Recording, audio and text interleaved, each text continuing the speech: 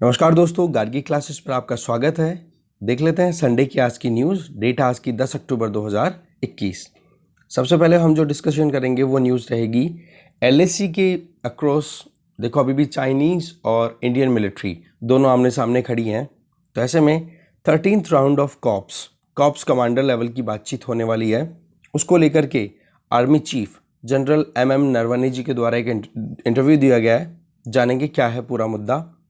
इसके अलावा दूसरा जो आर्टिकल हम डिस्कस करेंगे वो है समीर वानखेड़े जी के संबंधित। ये IRS ऑफिसर हैं 2008 बैच के, जो कि आप देख सकते हो अभी लीड कर रहे हैं NCB को, नारकोटिक्स कंट्रोल ब्यूरो को।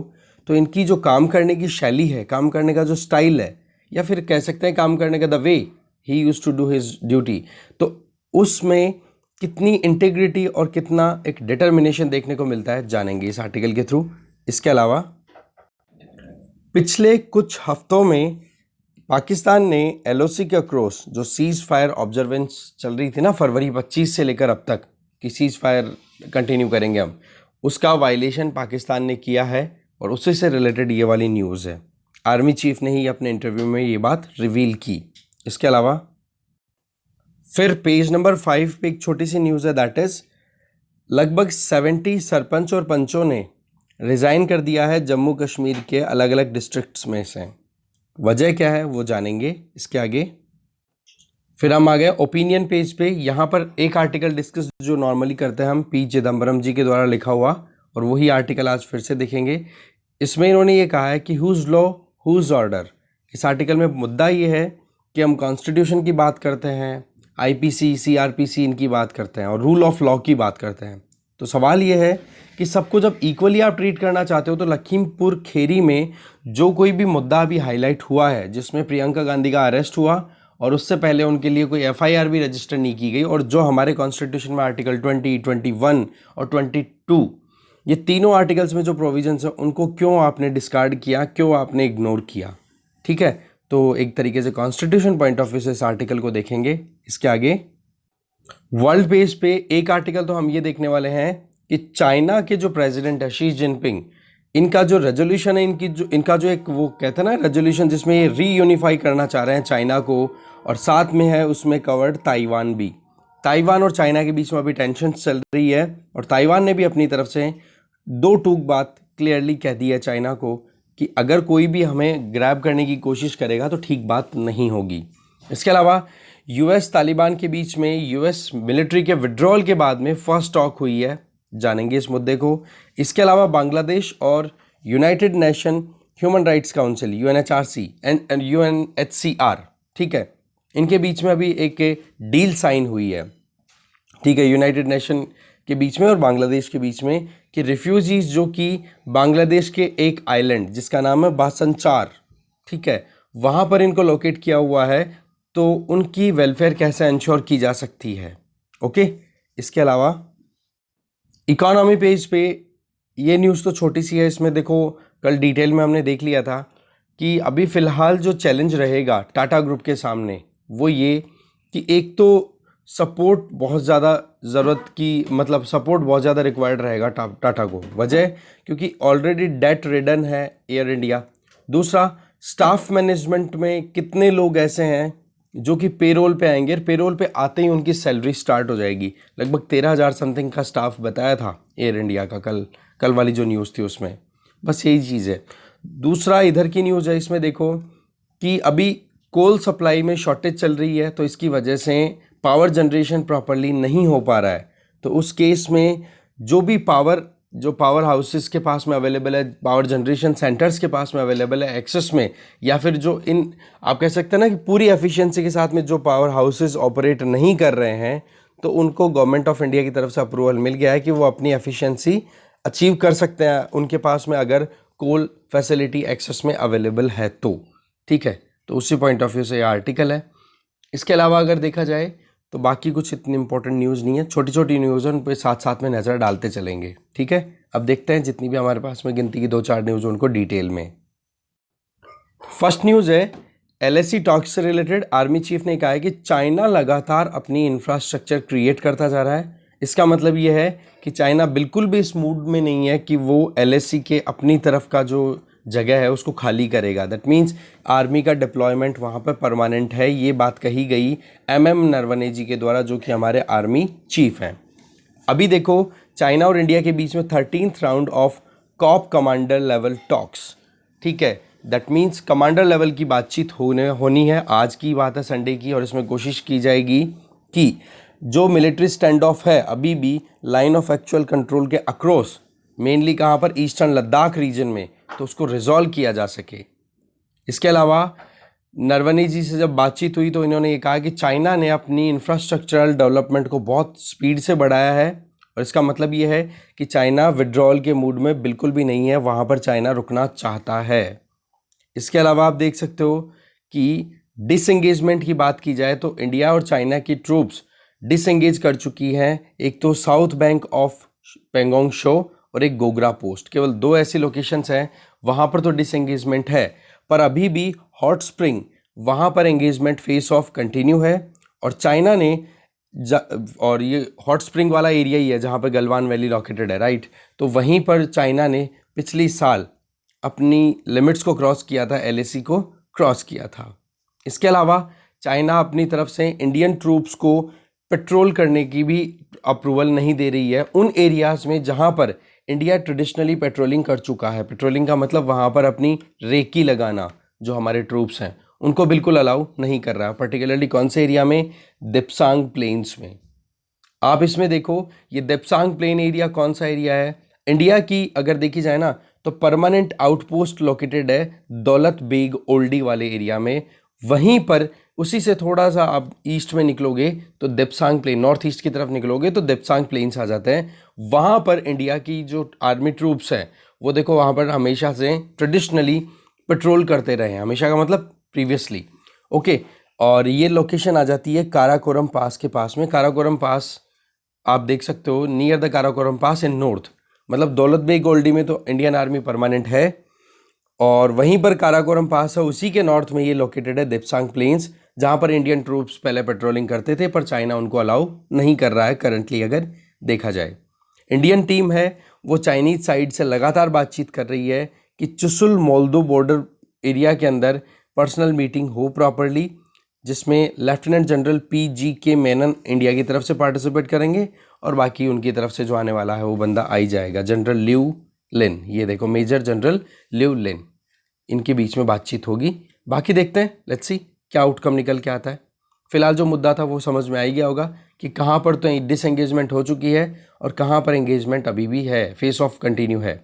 और चाइना अपना सिग्नल सीधा देना चाह रहा है कि वो बिल्कुल भी विड्रॉ नहीं करेगा, क्योंकि इंफ्रास्ट्रक्चर हैविली और बहुत स्पीड से रैपिडली कंस्ट्रक्ट कर रहा है, मेनली लद्दाख और अरुणाचल प्रदेश वाले रीजन में, वेस्टर्न और ईस्टर्न सेक्टर में।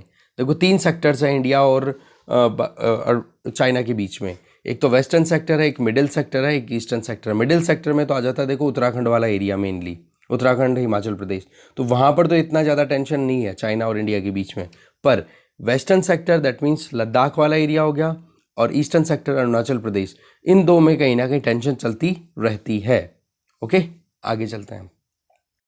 नेक्स्ट न्यूज़ है, देख चाहे रिया चक्रवर्ती हो चाहे आर्यन खान हो, एक कॉमन लिंक यहाँ पर निकल के आ रहा है, वो है नारकोटिक्स कंट्रोल ब्यूरो NCB के जो हेड हैं, या NCB में जो एक इम्पॉर्टेंट इंडिविजुअल आप कह सकते हो, वो है समीर वानखेड़े।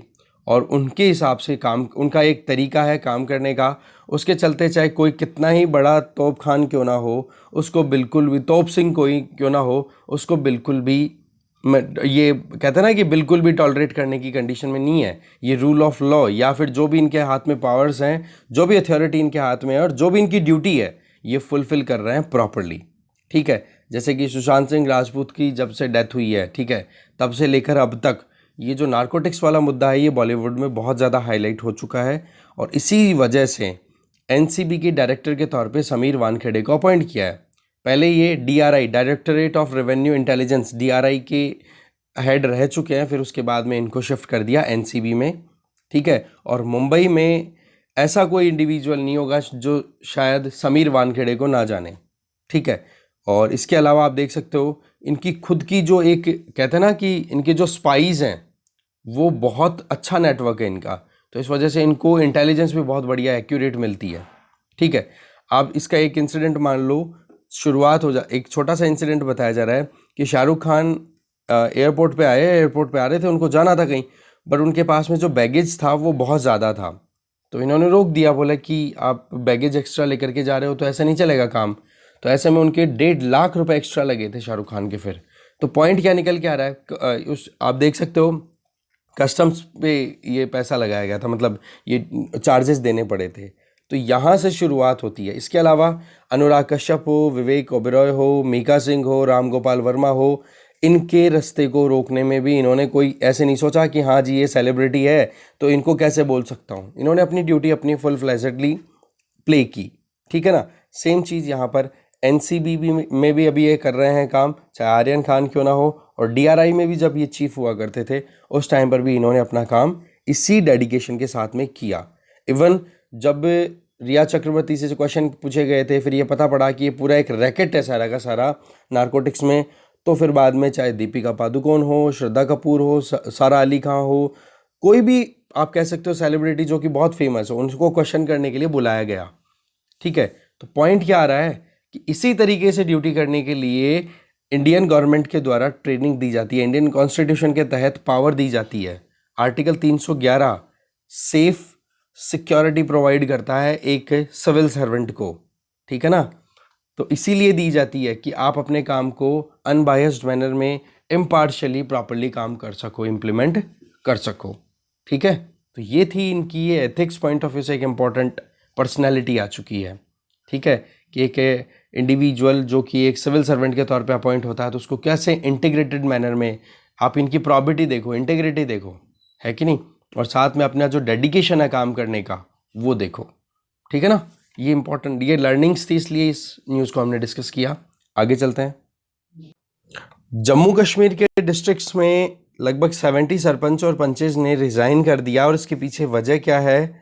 वजह एक ही बताई जा रही है कि हमारे हाथ में जो पावर्स होनी चाहिए, जो लोकल गवर्नमेंट का जो प्रोविज़न है उसको इम्प्लीमेंट करने के लिए, उसको अंडरमाइन किया जा रहा है जम्मू कश्मीर एडमिनिस्ट्रेशन के द्वारा। क्योंकि आपको पता है 5 अगस्त 2019 के बाद में जम्मू कश्मीर को डिवाइड कर दिया गया है। एक तो जम्मू कश्मीर यूटी और एक हो गया लद्दाख यूटी। तो जम्मू कश्मीर यूटी में बहुत सारे डिस्ट्रिक्ट्स हैं, जिनमें से आप यहाँ पर देख सकते हो, एक तो नाम ये देख सकते हो बनियाल ब्लॉक वाले एरिया के अंदर, ठीक है, उखराल ब्लॉक में या फिर रामसू ब्लॉक में, ये ऐसे एरियाज है जहाँ पर, या डिस्ट्रिक्ट का नाम है रामबन डिस्ट्रिक्ट। ठीक है, तो ये कह के कि भाई हमारा जो काम करने का तरीका है या हमें जो अथॉरिटी मिलनी चाहिए उसको साइड लाइन कर दिया गया है एडमिनिस्ट्रेशन के द्वारा, क्योंकि यूटी है तो अभी एडमिनिस्ट्रेशन चल रहा है वहाँ पर। ये थी वजह जिसकी वजह से ये आप कह सकते हो रेजिग्नेशन सबमिट कराए गए हैं 70 लीडर्स के द्वारा। ये अपने आप में एक कह सकते हैं ना क्वेश्चन मार्क है सेंट्रल गवर्नमेंट ने जो स्टेटमेंट्स दिए थे उनके ऊपर, कि आप वहाँ पर पावर डिसेंट्रलाइजेशन के लिए काम करना चाह रहे हो, लोकल्स जो हैं जिनको अभी तक डेप्रिवेशन का सामना करना पड़ रहा है, उन लोगों को अब रिज़ाइन करना पड़ रहा है क्योंकि उनके पास में अथॉरिटी नहीं है, वो अपने डिसीजन खुद नहीं ले पा रहे हैं। ठीक है, तो इसको करेक्ट करना बहुत ज़्यादा ज़रूरी है। आगे चलते हैं। फिर हम आ गए हैं पी चिदम्बरम जी के आर्टिकल पे, जिसका नाम है हुज लॉ हुज ऑर्डर। तो इस आर्टिकल में सीधा सा टू द पॉइंट बात कर रहे हैं राइटर। वो ये कहना चाह रहे हैं कि हम जब भी प्रीएम्बल को पढ़ते हैं और उसमें बातें होती है बड़ी ऊंची ऊंची, और क्या statement, we the people of India, और आप जानते हो पूरा स्टेटमेंट, और फिर लास्ट में आ जाता है गेट आवरसेल्फ दिस कॉन्स्टिट्यूशन। इस स्टेटमेंट में दो चीज़ें हम बड़ी इंपॉर्टेंट देखते हैं। वो क्या? एक तो लिबर्टी और एक फ्रेटर्निटी। लिबर्टी का मतलब स्वतंत्रता आप देना चाह रहे हो यहाँ के लोगों को, क्योंकि लोगों ने ही कानून बनाया है तो लोग खुद को स्वतंत्रता देना चाह रहे हैं। और फ्रेटर्निटी दैट मीन्स भाई बंधुवाद जो है, ठीक है ना, एक दूसरे के बीच में भाईचारे वाली भावना, बोलो वो प्रमोट करेंगे। अब इस प्रीएम्बल को हर एक लीडर को पढ़ना चाहिए, हर एक ऑफिसर को याद रखनी चाहिए, चाहे मिनिस्टर हो, चीफ मिनिस्टर हो, कोई सिविल सर्वेंट हो, कोई प्राइम मिनिस्टर हो। तो कॉन्स्टिट्यूशन की ये एक तरीके से थीम है, इसको पढ़ना, इसको समझना बहुत ज़्यादा ज़रूरी है, जिससे कि आप लिबर्टी सिक्योर कर सको और फ्रेटर्निटी को प्रमोट कर सको। हर एक लेजिस्लेचर, हर एक पार्लियामेंट्री प्रोसीडिंग्स में इन चीज़ों पर ध्यान दे करके काम करना ज़रूरी है। आर्टिकल 21 हमारे यहाँ पर स्टेटमेंट क्या देता है? No person shall be deprived of his life of और personal liberty except according to procedure establish by law. ये प्रोसीजर स्टैब्लिश बाय लॉ वाला कॉन्सेप्ट है that we have taken from Japanese constitution, ये ध्यान रखें एक तो। दूसरा, ये जो राइट टू लाइफ और right to life with dignity और पर्सनल लिबर्टी, ये आर्टिकल 21 में इंटीग्रेटेडली लिखा हुआ है। तो एक तो आर्टिकल 21 जिसमें right to life with dignity की बात आप कर रहे हो, दूसरी तरफ आर्टिकल 20 एंड 22 दोनों की बात करें तो उसमें आप देख सकते हो कि किसी भी पर्सन को अगर आपने अरेस्ट कर लिया है तो आप बिना उनको इन्फॉर्म किए कि आप उनको कस्टडी में नहीं रख सकते हो। दैट मीन्स कि आप कम से कम उनको ये तो बताओगे ना जिसको अरेस्ट कर रहे हो कि आपने क्यों अरेस्ट किया है। इवन उनको पूरा राइट है कि वो कंसल्ट कर सकते हैं अपने एडवोकेट से या जो भी उनके रिप्रेजेंटेटिव हैं, लीगल प्रैक्टिशनर्स हैं, जिससे कि उनको वो डिफेंड कर सके। इसके अलावा हर एक पर्सन अगर उसको अरेस्ट कर लिया जाता है तो उसको 24 घंटे के with in a 24 our period 24 घंटे के अंदर अंदर आसपास के किसी मजिस्ट्रेट के पास में ले जाना पड़ेगा और उस मजिस्ट्रेट की फिर बाद में अथॉरिटी होगी, वो एडजुडिकेट करेगा कि जी आपने जिस इंडिविजुअल को अरेस्ट किया है वो अरेस्ट करने के लायक भी है, मतलब उसको अरेस्ट करना आपका सही है या फिर गलत है। ठीक है, अब उसके बाद में अगर एडजुडिकेट कर देता है मजिस्ट्रेट कि हाँ जी आप इनको जेल में रख सकते हो, तब तो 24 घंटे के बाद तक भी आप जेल में कंटिन्यू रखो, कोई प्रॉब्लम नहीं है। This is writ jurisdiction of habeas corpus, जिसमें आप 24 घंटे के अंदर अंदर किसी भी इंडिविजुअल को अरेस्ट करो तो 24 घंटे के अंदर अंदर आप आसपास में जो भी मजिस्ट्रेट अवेलेबल है वहाँ पर लेके जाओ, जिससे कि वो एडजुडिकेट कर सके कि वाकई में जो इंडिविजुअल है वो वाकई में उसको सज़ा होनी चाहिए, जेल में रखना चाहिए या फिर नहीं। तो ये स्टेटमेंट्स क्या कह रहे हैं? क्लियर कट स्टेटमेंट आ रहा है कि राइट टू लाइफ को कॉम्प्रोमाइज़ नहीं होना चाहिए और साथ में अगर किसी को अरेस्ट करते हो तो उसको पूरा पता होना चाहिए और उसके एडवोकेट या फिर जो भी उसका वकील है उस अरेस्टी का, उससे कंसल्टेशन करने का पूरा राइट है। और तीसरा पॉइंट क्या निकल के आता है कि आप मजिस्ट्रेट के सामने लेकर के जाओगे उस इंडिविजुअल को जिसको आपने अरेस्ट किया है 24 घंटे के अंदर अंदर। ओके, तो सवाल ये है, यहाँ पर मुद्दा ये है कि लखीमपुर खीरी में किसान प्रोटेस्ट कर रहे थे तो अचानक से एक एसयूवी कार आती है, 4 किसानों को रौंद देती है, 4 बंदों को, और फिर वायलेंट आउटब्रेक होता है जिसकी वजह से 4 जनों की और डेथ हो जाती है। तो इसकी वजह से टोटल 8 जनों की जो डेथ हो गई उनका राइट टू लाइफ आपने कहाँ रखा? दूसरा, उनका जो राइट टू लिबर्टी है उसको भी आपने कॉम्प्रोमाइज़ कर दिया। इसके आगे राइटर ये बोलना चाह रहे हैं कि प्रियंका गांधी भी वहाँ पे विजिट के लिए गई, विजिट का मतलब वहाँ पर वो गई लखीमपुर खीरी में, तो उस टाइम पर भी उनकी गाड़ी को रोक लिया जाता है और उनको वहीं पे अरेस्ट कर लिया जाता है, जबकि कोई एफआईआर कुछ भी लॉन्च नहीं की गई। जब रूल ऑफ लॉ की बात कर रहे हो तो कानून को तो कम से कम आप अप्लाई करो। अब यहाँ पर 2 चीज़ें निकल के आ रही है, एक तो इग्नोरेंस और एक होती है इम्प्यूनिटी। इग्नोरेंस का मतलब तो ये हो गया कि कॉन्स्टिट्यूशन और जो भी लॉज हैं, चाहे आईपीसी हो, सीआरपीसी हो, इनके बारे में वहाँ की पुलिस, यूपी पुलिस को या तो पता नहीं है, इसका मतलब वो इग्नोरेंट है।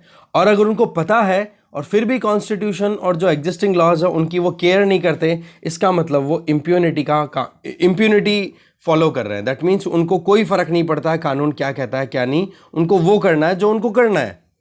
तो यही चीज़ थी मेन कि कॉन्स्टिट्यूशनल राइट्स कितने ज़्यादा वायलेट हुए हैं। और आर्टिकल 19 के तहत क्या बोला जाता है कि right to freedom of speech and expression, वहाँ पर लोग अपनी जो व्यथा है, अपनी पीड़ा है, उसको एक्सप्रेस कर रहे थे। और article 21 right to liberty with dignity, right to life with dignity and right to liberty, और साथ में आर्टिकल 22 जिसमें आप डिटेंशन के अगेंस्ट में राइट्स देते हो। पॉइंट क्या आ रहा है घूम घूम के कि भाई कैसे भी करके फ्रीडम जो है इंडिविजुअल्स की, आप उसको कैसे कॉम्प्रोमाइज़ कर सकते हो। ठीक है ना? तो ये बात आ जाती है फिर कि किसी भी इंडिविजुअल के लिए राइट्स हमारे यहाँ पर कॉन्स्टिट्यूशन में दिए हुए हैं, लॉज दिए हुए हैं पनिशमेंट के लिए, पर उन लॉज के बारे में सही से समझा नहीं जाता, और समझा गया तो उनको इग्नोर किया गया। दैट मीन्स इग्नोरेंस या फिर इम्प्यूनिटी, ये एक अपने आप में थीम बन चुकी है। ये इंडिया की केवल पर्टिकुलर यूपी पुलिस की बात नहीं है, ये बहुत जगहों पर ऐसा होता है। अभी तो ये लेटेस्ट एग्जाम्पल है। ओके, आगे चलते हैं। नेक्स्ट जो न्यूज़ है, देखो यूएस और तालिबान के बीच में बातचीत से रिलेटेड है, और ये पहली बातचीत है जब यूएसए ने अपने ट्रूप्स को विड्रॉ कर लिया। और ये बातचीत इस चीज़ से संबंधित नहीं है कि तालिबान को रिकग्निशन मिल रहा है। ये बातचीत इसलिए है कि जो ह्यूमैनिटेरियन क्राइसिस आ रहे हैं वो, और साथ में जो IS ग्रुप है, इस्लामिक स्टेट, उसके द्वारा जो टेररिस्ट अटैक किए जा रहे हैं। कल परसों की न्यूज़ है, एक मॉस्क पे अटैक कर दिया, बहुत लोगों की डेथ हो गई। ठीक है, तो इन चीज़ों को लेकर के बातचीत हुई है। बाकी तालिबान का रिकग्निशन ये थोड़ा दूर है, और ये आपको पता ही होगा, हम बहुत बार पहले डिस्कस कर चुके हैं कि दोहा राउंड ऑफ टॉक्स ये किस किस के बीच थी? US और तालिबान के बीच में। US विड्रॉ करना चाहता था और तालिबान टेक ओवर करना चाहता था अफगानिस्तान से। ठीक है, यही बात हुई है। इसके अलावा बांग्लादेश ने UN से डील साइन की है रिफ्यूजीज़ की सहायता करने के लिए। एक आइलैंड पे उनको लोकेट कर रखा है जिसका नाम है बासन चार आइलैंड। ये बे ऑफ बंगाल में है, ये ध्यान रखें आप। ठीक है, और बांग्लादेश टेरिटरी है ये। पर सबसे बड़ी मुश्किल क्या है, ये एक लो लेइंग आइलैंड है। दैट मीन्स बहुत ज़्यादा चांसेज है कि यहाँ पे फ्लड्स आ जाए या फिर तूफान आ जाए तो बहुत ज़्यादा बर्बादी हो सकती है। तो यूनाइटेड नेशन की तरफ से UNHCR और इधर बांग्लादेश की गवर्नमेंट, इनके बीच में एग्रीमेंट हुआ है कि इन रिफ्यूजीज़ की हेल्प की जाएगी।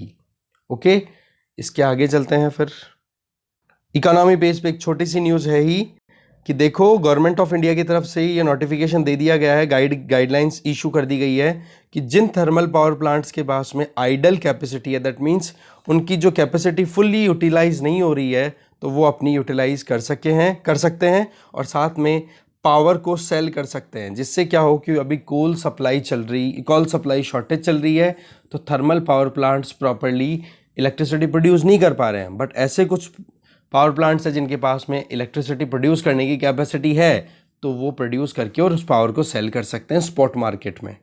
ठीक है, अभी रिसेंट क्या हुआ है, दिल्ली, पंजाब, राजस्थान, तमिलनाडु, गुजरात, यहाँ पर बहुत ज़्यादा कंसर्न्स हैं क्योंकि ब्लैकआउट हो सकता है। ब्लैकआउट का मतलब लाइट, इलेक्ट्रिसिटी बिल्कुल कट ऑफ। ओके, तो जो भी न्यूज़ थी उनको हमने डिटेल में देख लिया। इतना ही था इसमें। न्यूज़पेपर आपको कल मिलेगा। Thank you very much for watching this video.